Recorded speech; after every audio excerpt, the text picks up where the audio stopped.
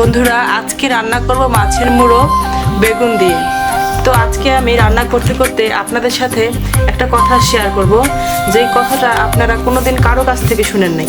সেই কথাটা হলো যে জীবনে কোনোদিনও আত্মীয় স্বজনদের মধ্যে টাকা ধার দিবেন না।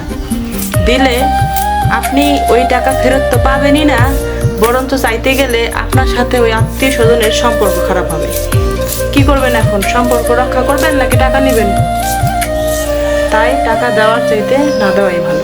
আপনি কি জানেন, কখনো কখনো টাকার কারণেও সংসার ভাঙে। আমরা প্রায়ই অনেক ঘরের মধ্যে সাধারণ একটা দৃশ্য দেখতে পারি, যেমন ধরেন স্বামী বাইরে টাকা লেনদেন করতেছে কিন্তু বউকে কোনো কিছু জানাইতেছে না। এতে স্বামী স্ত্রীর মধ্যে বিশ্বাসঘাতকতা তৈরি হয়, যার ফলে সংসারে অশান্তি আসে। স্বামী বাইরে আত্মীয় স্বজনের সাথে টাকা লেনদেন করতেছে আর কি বলতেছে গিয়ে, যেন তার বউ না জানে, ওকে কিছু বলো না, ও কিছু বুঝে না, এসব বলে সে টাকা লেনদেন করতেছে। দেখেন, আপনার জীবনের সবচেয়ে কাছের এবং আপন মানুষজন কারা? আপনার স্ত্রী সন্তান। তাহলে কি আপনি আপনার স্ত্রী সন্তানকে ঠকাচ্ছেন না?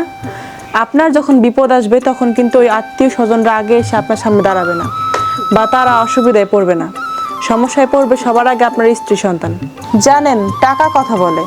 এখন প্রশ্ন হলো, টাকা কেমন করে কথা বলে? চলুন তবে সেটাই আমরা শুনি।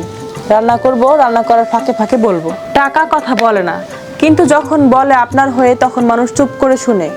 যখন কারো হাতে টাকা থাকে না তখন তার কথার কেউ গুরুত্ব দেয় না, তার কথা কেউ মনোযোগ দিয়ে শুনে না।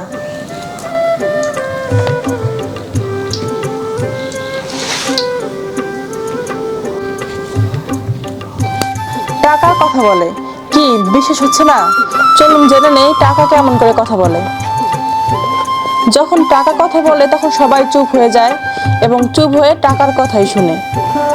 যখন আপনার হাতে টাকা থাকবে তখন আপনার ভুলগুলো মানুষ দেখবে না, কিন্তু যখন আপনার পকেট খালি থাকে তখন আপনার ভালো কাজগুলো মানুষের চোখে পড়ে না। মানুষ সবসময় একটা কথা বলে থাকে যে মানুষটা কেমন।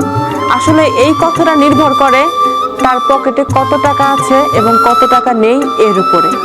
আপনি যদি আর্থিকভাবে দুর্বল হন, মানুষ আপনাকে খুব সহজেই ভুল বুঝবে এবং আপনার কাছ থেকে দূরে সরে যাবে। আর আপনি যদি ফিনান্সিয়াল ভাবে স্টেবল হন, তাহলে মানুষ আপনার কথা মনোযোগ দিয়ে শুনবে আর আপনার ভুলগুলো এড়িয়ে যাবে, আর আপনার উপস্থিতিও মূল্যায়ন পাবে।